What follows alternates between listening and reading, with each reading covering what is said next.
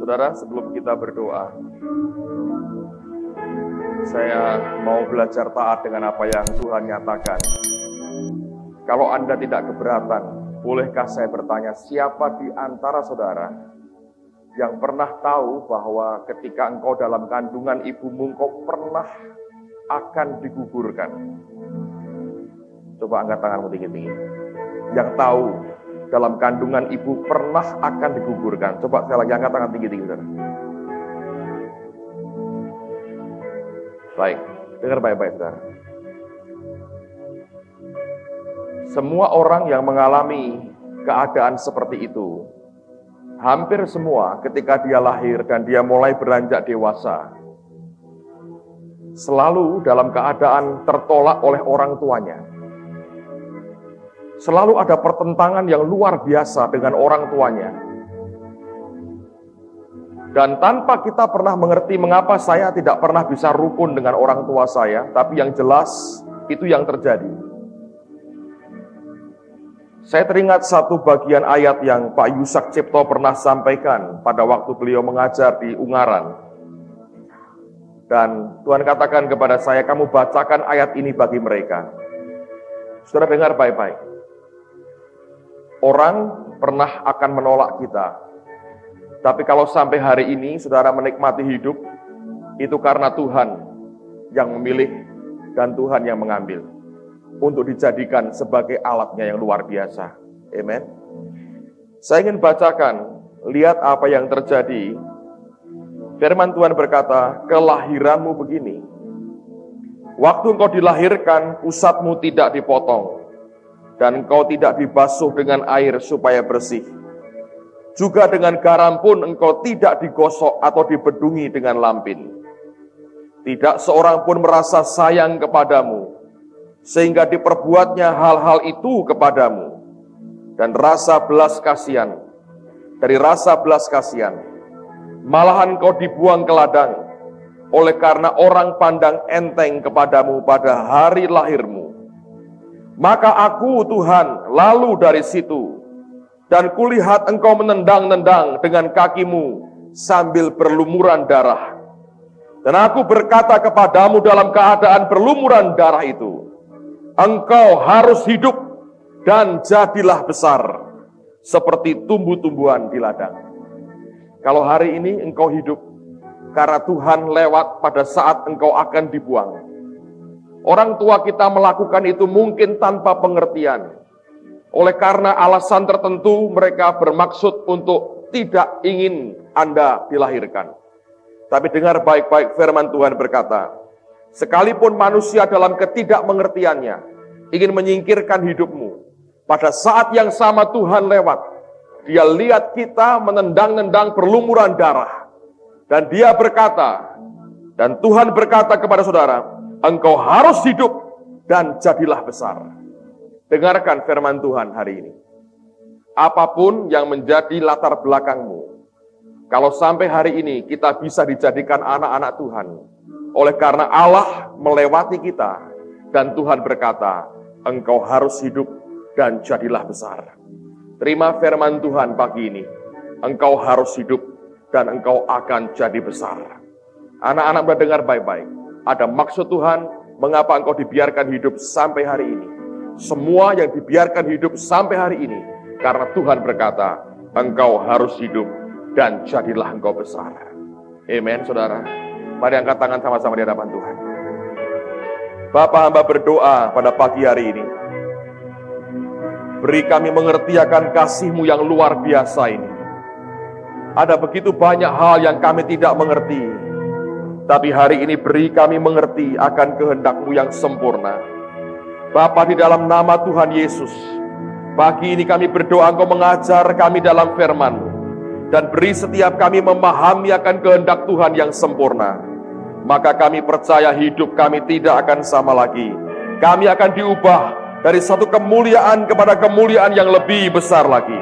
Dan hamba berdoa di dalam nama Tuhan Yesus. Hari ini Tuhan, bawa kami berjalan terus bersama dengan Engkau. Karena kami tahu sesuatu yang ilahi sudah Engkau kerjakan di tengah-tengah kami. Di dalam nama Tuhan Yesus.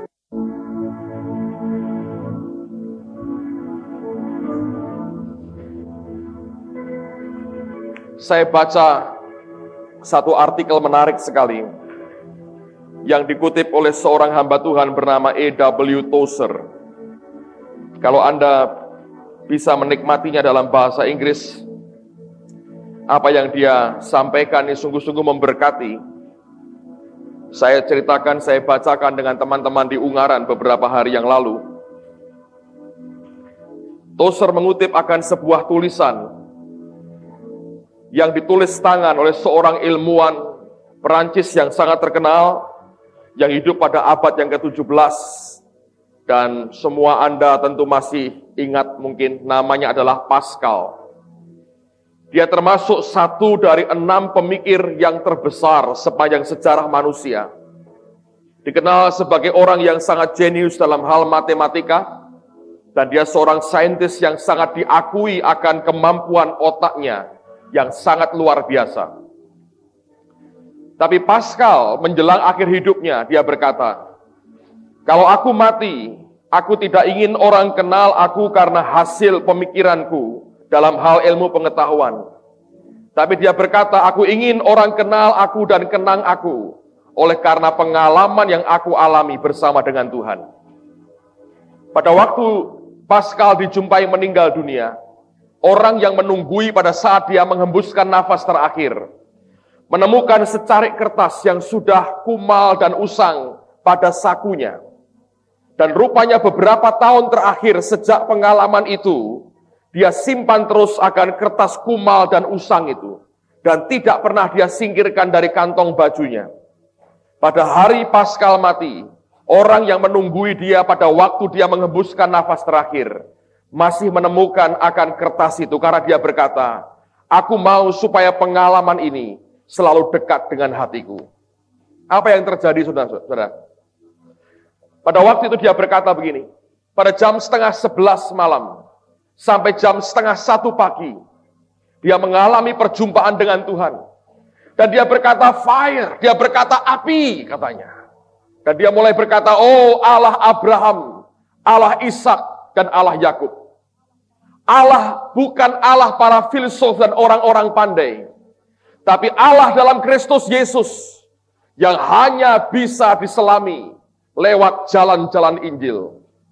Kemudian dia berkata, sukacita, perasaan yang luar biasa, air mata. Dan dia berkata, air mata kebahagiaan. Tulisan yang singkat itu, dia tulis dengan tangannya sendiri. Kemudian dia lipat, dan dia masukkan di sakunya. Bertahun-tahun sejak peristiwa itu, sejak pengalaman 2 jam dia bertemu dengan Tuhan. Dia berkata, aku mau kelak ketika aku mati, orang mengenang satu pengalaman ini, bahwa Pascal pernah mengalami perjumpaan dengan Allah. 2 jam dalam hadirat Allah, mengubah seluruh hidupnya. Saya percaya dia bukan orang fanatik, yang orang-orang ekstremis yang tidak berakal. Otaknya diakui satu di antara pemikir, 6 pemikir terbaik di dunia. Dan bayangkan kalau orang seperti Pascal mengalami perjumpaan dengan Tuhan, apa yang terjadi, saudara? Seluruh hidupnya diubah. Pagi ini saya ingin mengajak semua kita belajar bagaimana orang yang berjalan dengan Roh Kudus. Ada sebuah lagu lama yang saya ingin kita semua naikkan lagi hari ini. Dan lagu ini berkata, aku berjalan di suatu kebun suatu hari. I walk in the garden alone. Aku berjalan dalam sebuah taman sendirian. Ketika embun itu masih menempel pada bunga mawar. Dan suara yang aku dengar itu pada telingaku, bahwa anak Allah itu dinyatakan. Dan dia berbicara dan suara dari suaranya, perkataan dari suaranya itu begitu manis. Sehingga burung-burung itu sampai berhenti bernyanyi. Dan melodi yang dia berikan kepadaku di dalam hatiku, itu sungguh-sungguh bergetar dengan luar biasa. Dia berjalan dengan kami, dan dia berbicara dengan aku. Dan dia berkata bahwa aku adalah miliknya sendiri. Dan sukacita yang kami nikmati bersama, pada waktu kami bercanda, kami bercengkrama bersama-sama, tidak satu orang pun yang pernah bisa memahaminya. Kejadian pasal yang kelima. Kitab Kejadian pasal yang kelima. Lihat pada ayat yang ke-28 dan 29. Kejadian pasal yang kelima, ayat 28 dan ayat yang ke-29. Firman Tuhan berkata, setelah Lameh hidup 182 tahun, ia memperanakkan seorang anak laki-laki dan memberi nama Nuh kepadanya. Katanya, anak ini akan memberi kepada kita penghiburan dalam pekerjaan kita yang penuh susah payah di tanah yang telah terkutuk oleh Tuhan. Saudara, kalau Anda mau mengerti sampai seberapa beratnya, mari kita lihat dulu pada kitab Kejadian pasal yang ketiga. Kejadian pasal yang ketiga, lihat pada ayat yang ke-17 sampai dengan ayat yang ke-19. Kejadian pasal 3 ayat 17 sampai 19, lalu firman-Nya kepada manusia itu, karena engkau mendengarkan perkataan istrimu dan memakan dari buah pohon yang telah kuperintahkan kepadamu, jangan makan daripadanya. Maka terkutuklah tanah karena engkau. Dengan bersusah payah engkau akan mencari rezekimu dari tanah seumur hidupmu. Semak duri dan rumput duri yang akan dihasilkannya bagimu. Dan tumbuh-tumbuhan di padang akan menjadi makananmu. Dengan berpeluh engkau akan mencari makananmu. Sampai engkau kembali lagi menjadi tanah. Karena dari situlah engkau diambil, sebab engkau debu, dan engkau akan kembali menjadi debu.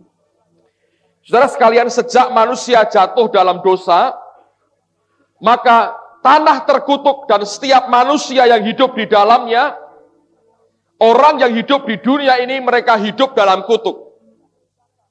Dan apapun yang mereka kerjakan, Alkitab berkata harus dengan bersusah payah, dan dengan berpeluh.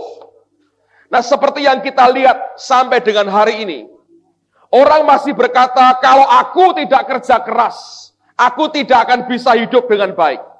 Kalau aku tidak kerja keras sampai berpeluh, tidak mungkin aku bisa makan. Ketika orang punya persoalan, kemudian orang berkata, Bapak berdoa saja. Itu suatu penghinaan, saudara. Saya berkali-kali didatangi orang mau counseling, mereka datang dengan keluhan yang begitu banyak, lalu saya berkata, Bapak berdoa saja, malah marah. Mereka mengharapkan lebih sukar dari cuma berdoa. Mereka mengharapkan saya memberi ide-ide apa yang harus mereka kerjakan.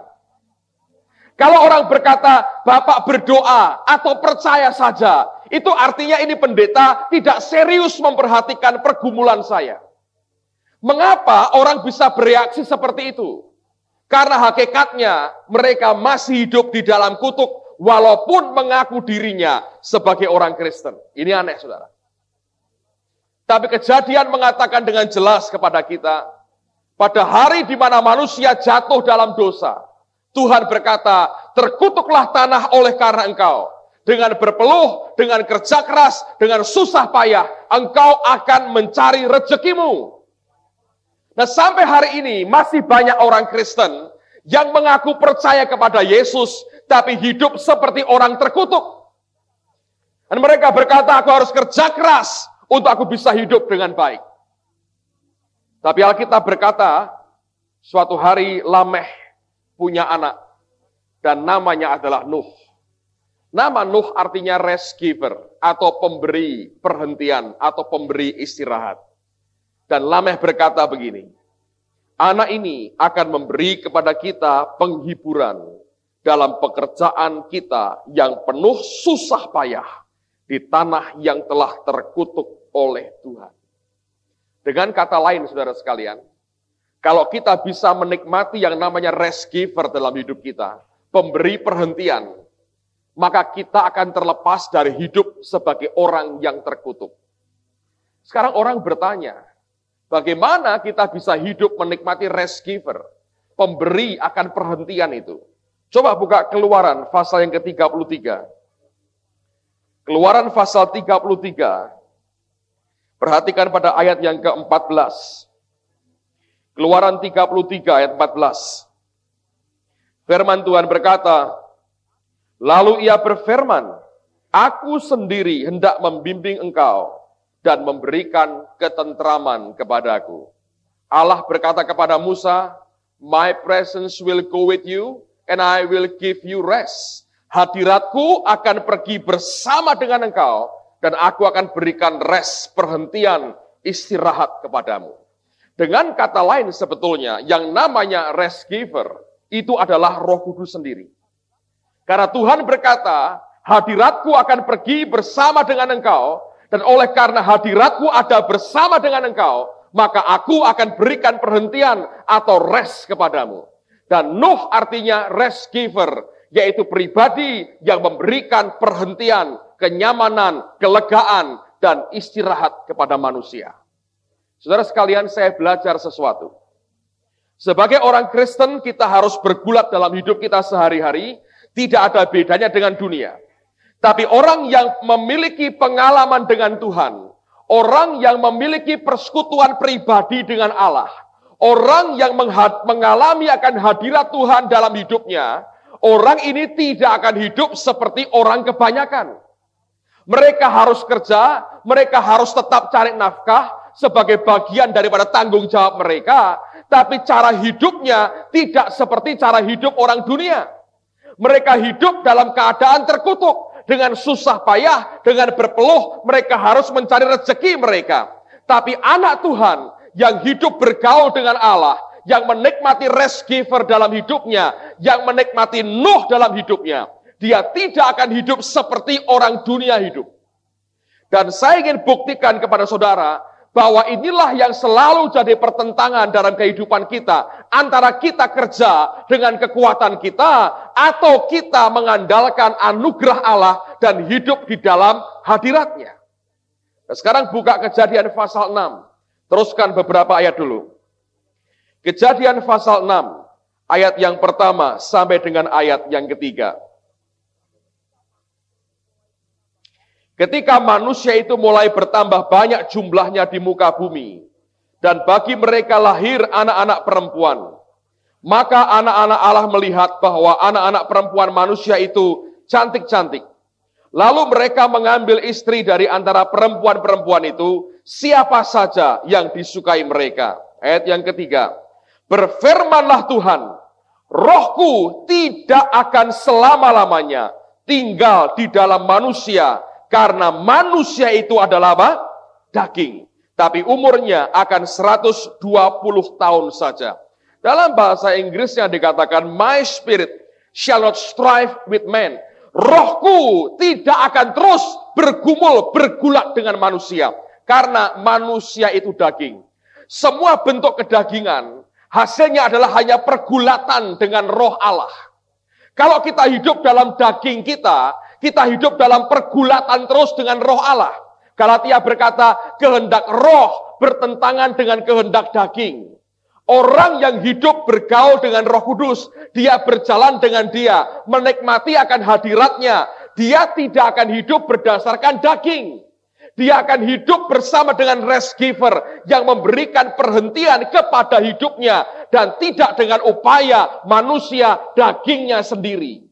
Itu yang membuat kita berbeda dengan orang dunia. Kalau kita bisa mengerti hal ini, saudara, dari hal kecil sampai hal besar, hidup kita mutlak tergantung kepada Allah sepenuhnya. Dan luar biasa, kalau kita mengajak Roh Tuhan berjalan bersama dengan kita. Hal kecil misalnya, saya pernah saksikan ini bertahun-tahun yang lalu. Dan karena kesaksian ini, maka istri saya mau jadi istri saya sekarang ini. Karena orang ini kalau tanpa Tuhan nggak ada apa-apanya. Kalau jadi dengan Tuhan bisa jadi sulapan macam-macam. Luar biasa, satu hari saya kuliah di Undip. Dan hari itu hari ujian. Saya ambil jurusan sejarah, saya ujian. Saya bawa satu ballpoint baru, saya beli baru. Saya coba, bagus. Saya pakai beberapa hari, tanpa masalah. Saya tiba di kampus.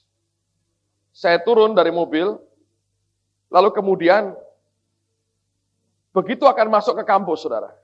Roh Kudus berkata pada saya, beli ballpoint baru. Saya bilang dalam hati, ini hanya ketakutan saya saja. Ini ballpoint masih bagus, beberapa hari saya pakai tidak masalah, ada suara di hati, beri ballpoint baru. Saya bilang nggak mau. Saya makin dekat ke halaman kampus tempat saya kuliah, suara makin keras berkata, beli ballpoint baru. Saya lihat dompet saya masih ada uang yang cukup, kaki saya berbelok tiba-tiba. Datang ke toko di sebelah sekolah saya, kampus saya beli ballpoint sambil berkata, paling-paling gak ada gunanya. Kemudian saya masukkan di saku saya bawa 2 ballpoint. Akhirnya jam ujian tiba, dibagikan akan kertas, dan kemudian soalnya, dan kemudian disuruh mengerjakan. Saya kerjakan dengan baik sekali, beberapa kalimat saya buat lancar. Saya berkata, lihat hanya perasaanku, lihat tidak ada gunanya, buat apa buang uang, ini pulpen baru masih bagus. Baru ngomong begitu, macet, saudara. Lalu saya berkata, oke, ini macet, mungkin kebetulan ada kotornya di situ. Saya ambil kertas yang lain, saya coba goretkan. Saya coba oret-oret di kertas, saya coba hidupkan lagi mesinnya, mungkin kalau ada, saya coba kertasnya sampai robek. Tidak pernah keluar tintanya lagi. Anda tahu, begitu saya ngalami begitu, muka saya jadi merah, saya berkata, sorry, saya berkata, and thank you. Saya ambil pulpen yang baru, saya kerjakan dengan selesai. Saya keluar, perasaan saya malu dengan Tuhan, dan saya berkata, itu Tuhan, saudara. Berjalan dengan Tuhan, dari hal kecil sampai hal yang paling besar. Suatu hari, saudara, saya masih kuliah juga pada waktu itu. Saya sore itu akan ke kantor, kami yang di Imam Bonjol, yang kantor lama masih kecil sekali. Dan saya pikir saya hanya datang untuk ngobrol dengan beberapa teman, jadi nggak ada urusan apa-apa.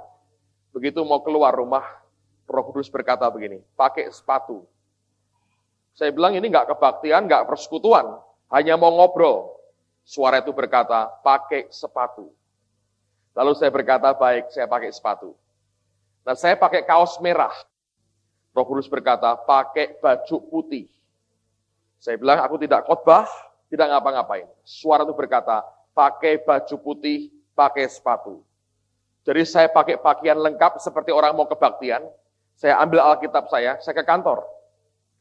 Begitu sampai di kantor, Pak Adi keluar dari kantor tertawa, dia berkata, oh puji Tuhan. Agung, kamu mau kemana? Ya ke sini aja, mau ngobrol-ngobrol dengan beberapa teman. Wah, kebetulan sekali.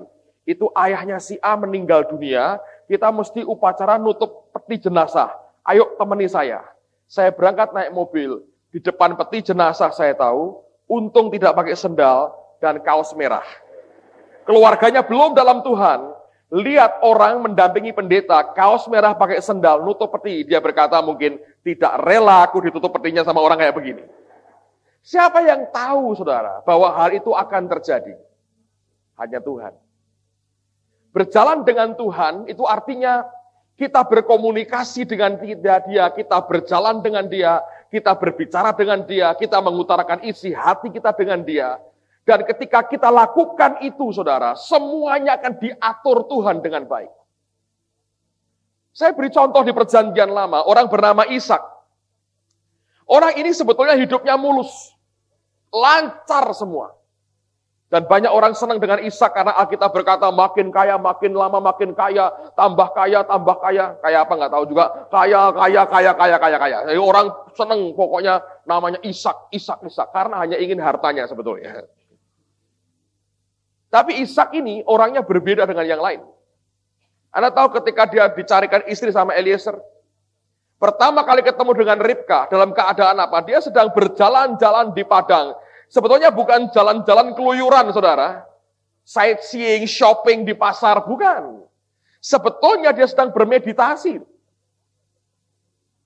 Orang ini orang yang hidupnya begitu.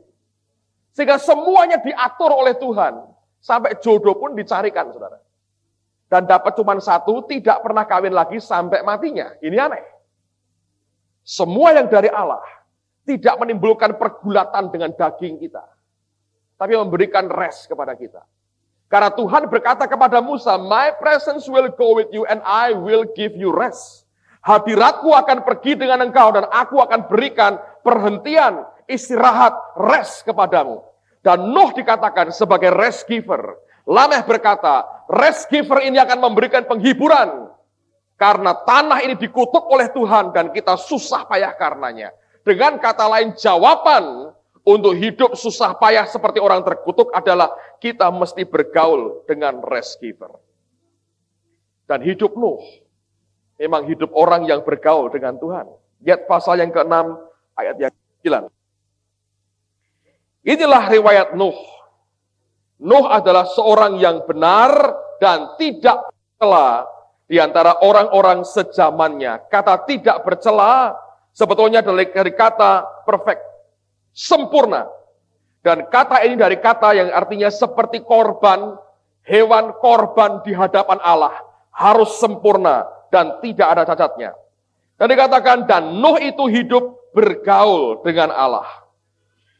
Luar biasa, Nuh itu hidup bergaul dengan Allah. Itu merupakan bukti bahwa dia bergaul dengan Allahnya. Luar biasa. Kalau kita bisa mengerti akan konsep ini, saudara, bahwa orang yang bergaul dengan Allah, dia tidak akan hidup dalam pergulatan dengan dagingnya, dengan keadaan apapun yang dihadapi. Lihat sisa hidupnya, saya ingin buktikan kepada saudara, orang ini benar-benar tidak ada pergulatannya dengan dagingnya. Selama dia bergaul dengan Allah, dia hidup dalam anugerah Allah, dan kemudahan, favor Tuhan diberikan kepadanya. Yang pertama, orang yang bergaul dengan Allah, dia bisa sempurna, tidak bercacat di hadapan Tuhan. Bukannya tanpa kesalahan, tapi hidupnya, hidup dalam ketaatan. Itu yang membuat Allah berkata, orang ini tidak bercela. Tapi yang kedua, kalau Anda perhatikan, luar biasa. Coba buka dalam 2 Petrus pasal yang kedua. Apa yang dialami oleh Nuh sebenarnya? 2 Petrus pasal yang kedua. Perhatikan pada ayat yang kelima. Dari 2 Petrus 2 ayat yang kelima. Alkitab berkata, dan jikalau Allah tidak menyayangkan dunia purba, tetapi hanya menyelamatkan Nuh, pemberita kebenaran itu, Anda garis bawahi kata pemberita kebenaran, dengan 7 orang lain, ketika ia mendatangkan air bah atas dunia orang-orang fasik. Nah, Alkitab berkata, Petrus berkata, Nuh adalah pemberita kebenaran. Ketika dia bangun bahtera, sambil dia bangun bahtera, dia sampaikan kebenaran. Nah, kata ini tidak sama dengan kata penginjil atau pengkhotbah, bukan. Tapi pemberita kebenaran ini suatu proklamator kebenaran. Jadi bukan pengkhotbah biasa, dia memproklamirkan kebenaran. Anda tahu perbedaan proklamator dengan bukan proklamator. Zaman revolusi orang teriak merdeka, merdeka, merdeka. Begitu banyak suara merdeka. Tapi cuma 1 atau 2 orang yang dikenal sebagai proklamator, yaitu Soekarno, Hatta. Waktu mereka berkata, dengan ini kami menyatakan kemerdekaan Indonesia. Waktu mereka memproklamirkan itulah, mereka disebut sebagai proklamator. Dan yang mereka sampaikan itu bukan teriakan seperti yang lain yang berteriak merdeka, merdeka. Tapi mereka memproklamirkan sesuatu yang sangat luar biasa. Dan kata pemberita kebenaran itu, kata yang sama dipakai oleh Petrus juga untuk menyebut akan Yesus. Coba buka 1 Petrus pasal yang ketiga, ayat yang ke-18 mulai. 19, maaf. 1 Petrus pasal 3, mulai ayat 19. Dan di dalam roh itu juga, ia pergi memberitakan Injil kepada roh-roh di dalam penjara, yaitu kepada roh-roh mereka yang dahulu pada waktu Nuh tidak taat kepada Allah, ketika Allah telah menanti dengan sabar waktu Nuh sedang mempersiapkan bahteranya, di mana hanya sedikit, yaitu 8 orang yang diselamatkan oleh air bah. Alkitab berkata, Yesus pergi memberitakan Injil. Sebetulnya dia pergi bukan ngotbahi nginjili orang. Dia memproklamirkan Injil kepada mereka. Kata yang sama dipakai ketika Nuh sebagai proklamator kebenaran. Orang yang hidup bergaul dengan Allah, saudara, ada begitu banyak keajaiban, ada begitu banyak kemudahan, ada begitu banyak favor, kemurahan Allah yang dia berikan kepada kita. Dan banyak orang Kristen bertanya, bagaimana saya mesti mulai? Simple aja, sebab dia di dalam kita. Waktu kita berkata, Tuhan, aku mau belajar berjalan dengan Engkau. Aku mau bergaul dengan Engkau. Dia akan bergaul dengan kita. Kerinduan hatinya adalah bergaul dengan anak-anaknya. Sekarang lihat pada Kejadian pasal 7. Lihat mulai ayat yang pertama. Lihat beberapa hal yang dialami oleh Nuh ini luar biasa. Kejadian pasal 7, lihat mulai ayat yang pertama. Lalu berfirmanlah Tuhan kepada Nuh, masuklah ke dalam bahtera itu, engkau dan seisi rumahmu. Sebab engkau yang kulihat benar di hadapanku di antara orang zaman ini. Dari segala binatang yang tidak haram haruslah kau ambil 7 pasang, jantan dan betinanya. Tapi dari binatang yang haram 1 pasang, jantan dan betinanya. Juga dari burung-burung di udara 7 pasang, jantan dan betinanya, supaya terpelihara hidup keturunannya di seluruh bumi. Sebab 7 hari lagi aku akan menurunkan hujan ke atas bumi 40 hari 40 malam lamanya. Dan aku akan menghapuskan dari muka bumi segala yang ada yang kujadikan itu. Lalu Nuh melakukan segala yang diperintahkan Tuhan kepadanya. Nuh berumur 600 tahun ketika air bah itu datang meliputi bumi. Masuklah Nuh ke dalam bahtera itu bersama-sama dengan anak-anaknya dan istrinya dan istri anak-anaknya. Karena air bah itu dari binatang yang tidak haram dan yang haram, dari burung-burung dan dari segala yang merayap di muka bumi. Datanglah sepasang mendapatkan Nuh ke dalam bahtera itu, jantan dan betina, seperti yang diperintahkan Allah kepada Nuh. Ini aneh, saudara. Dengar dulu baik-baik. Allah perintahkan Nuh, engkau ambil, kumpulkan mereka. Saya yakin ini bukan tugas gampang, saudara. Sebab ketika itu dosa sudah masuk, binatang tidak lagi tunduk pada manusia. Dulu Adam, semua tunduk, dia panggil, dia beri nama, dia apakan aja. Mereka dengan happy datang kepada Adam. Ketika dosa masuk, semua berubah.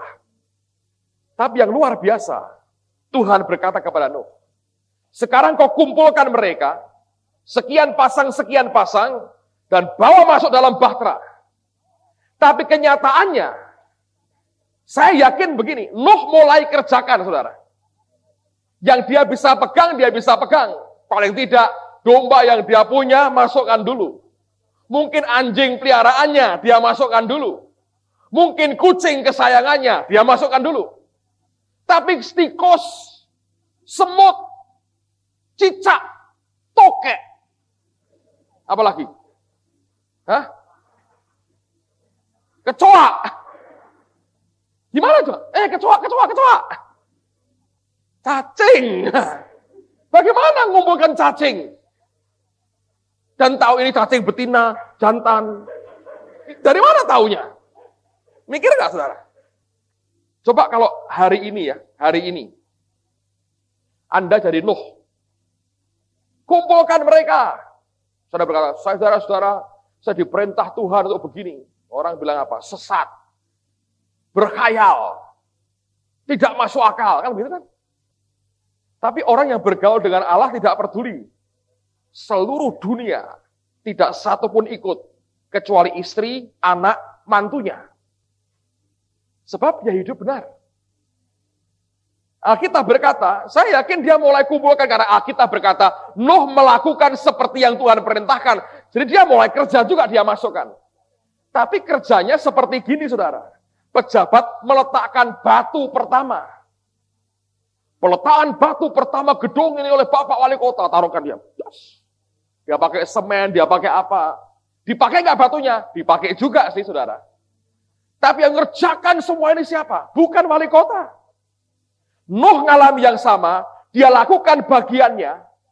Sisanya, Alkitab berkata, binatang itu yang datang ke Nuh. Kalau enggak, nangkep kanguru aja, saudara. Susah. Bagaimana harimau dijinakkan? Nah, bagaimana harimau baris, depannya rusa. Dan nafsu makannya tidak muncul. Kalau kumpul, kalau saling makan-memakan gimana? Coba Anda bayangin. Nangkep ayam hutan aja susah, saudara. Dapat satu aja sudah bagus, sepasang. Coba pikir. Tuhan kalau memberi tugas, kalau sudah tidak masuk akal, itu malah baik, saudara. Artinya, sebagian besar dia yang garap sendiri. Kita cuma bintang kehormatan. Gunting pita, peresmian. Sisanya dia yang ngurus. Tapi kalau orang tidak bergaul dengan Tuhan, mabuk, saudara. Dan kita berkata, Allah tidak adil. Allah benci saya. Tugas kayak begini diberikan saya. Tapi itu semua cara Tuhan begitu. Coba lihat gereja mula-mula. Saudara tahu, Tuhan berkata, pergi ke seluruh dunia, beritakan Injil, bawa jiwa-jiwa. Semua dia perintahkan. Coba saya buktikan beberapa ayat. Buka Kisah Rasul pasal yang kedua. Kisah Rasul pasal 2. Lihat ayat yang ke-47. Ayo kita baca sama-sama. Kisah Rasul pasal 2, ayat 47. 2, 3.